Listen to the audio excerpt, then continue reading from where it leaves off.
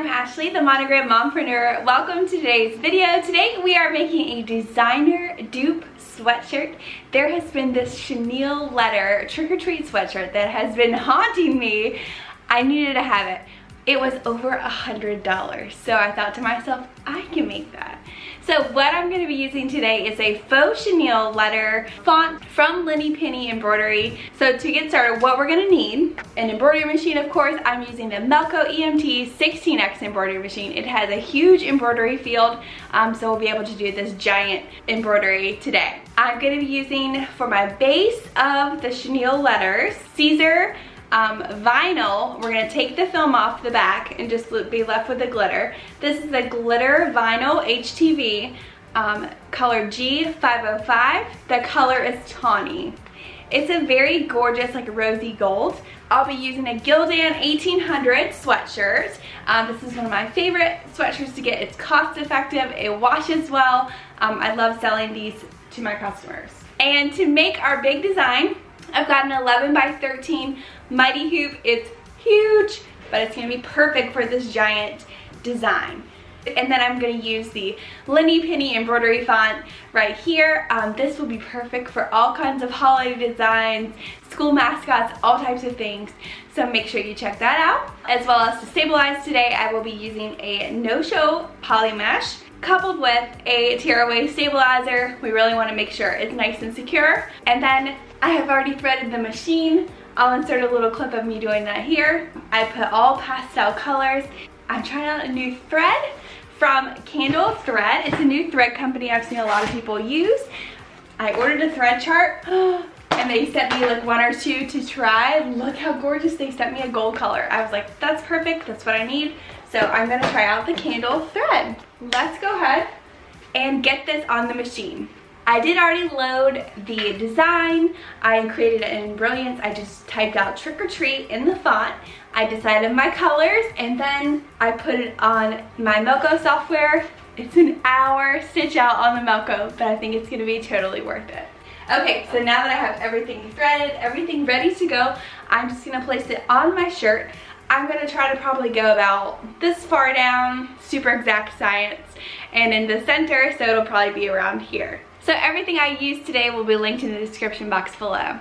Let's get started. Before we hoop our item, we need to prep our stabilizer. I'm taking our tearaway stabilizer and our no-show poly mesh stabilizer, and I'm layering them, the tearaway first, and then I'm gonna put the no-show poly mesh on top with some 505 spray, and I'm just gonna adhere it to the tearaway to make sure it doesn't shift.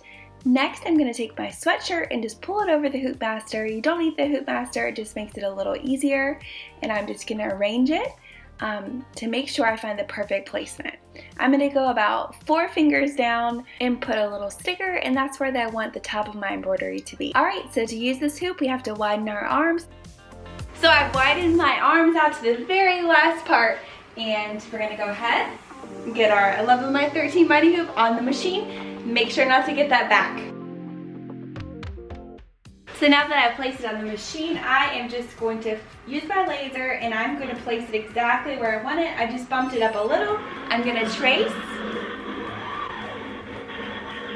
to make sure it's exactly where I want it. Perfect, it's right about 4 fingers down. So now I'm going to cut a piece of vinyl. I'm gonna peel the carrier sheet or the clear part off, so I'm just left with that gorgeous glitter, and I am going to get it ready because this is what's gonna be under all of our embroidery.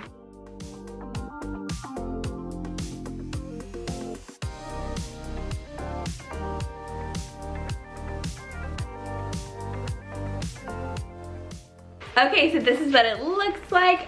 This is super flimsy. This is what is going down as our like applique fabric, our gold piece. So I'm gonna place it. I am going to pin it in the corners just so it doesn't shift.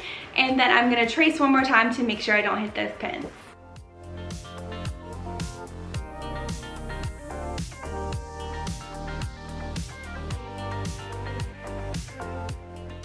Alright, it's a 1 hour and 2 minute stitch out. Let's go ahead and get it started.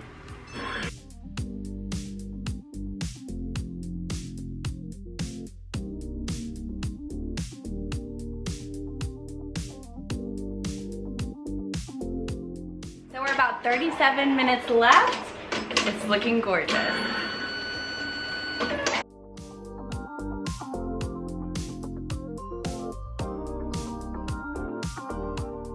Alright, it just finished with the final time of just over an hour. Are you ready to see it? We're going to trim it up and then use our heat press to bond the vinyl to the shirt.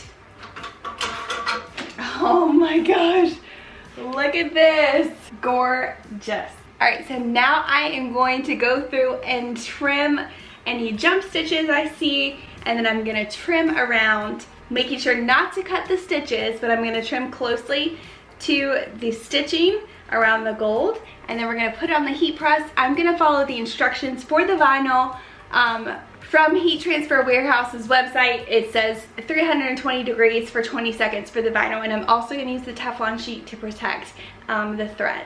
Okay, let's go ahead and cut all this out. So I am going to gently tear around the edges. If you don't feel comfortable doing this, you could use your scissors, but I'm going to tear it. And so I'm very gently going to do this all the way around, being careful. Look how it just kind of tears off. Okay, so let me go do that, and I'll speed it up and then we'll get on the heat press.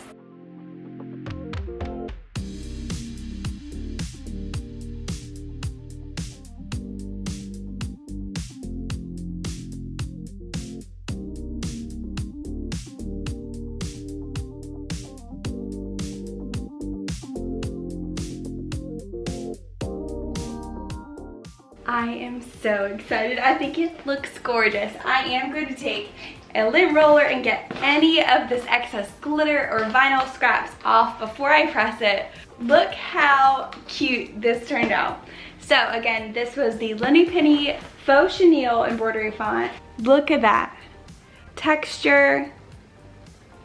I can see so many possibilities with like merry and bright, or all kinds of Christmas themes with this type of font and the fun colors. So I'm going to finish lint rolling this, and then I'm going to get it on the heat press. Here I'm also removing the tearaway stabilizer, and I'm going to trim as close as I can to that poly mesh to make it nice and neat. Alright, so now that I have it all lint rolled, it looks good. I have it all trimmed.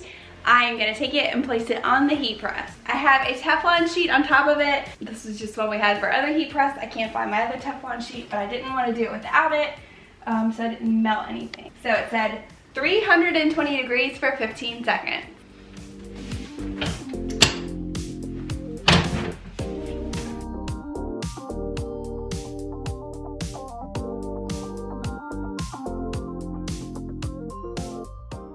Oh my gosh, that turned out so good. So this is the final result. I hope you loved today's tutorial. How adorable. I mean, it is so similar to the one I wanted for a lot less. So that is it for today's DIY designer dupe. I think it turned out great. I can't wait to see what you make with this technique, all the fun and festive shirts for not only Halloween, but the upcoming holidays. Everything I used today will be linked in the description box below. And until next time, thank you so much for watching. Bye for now.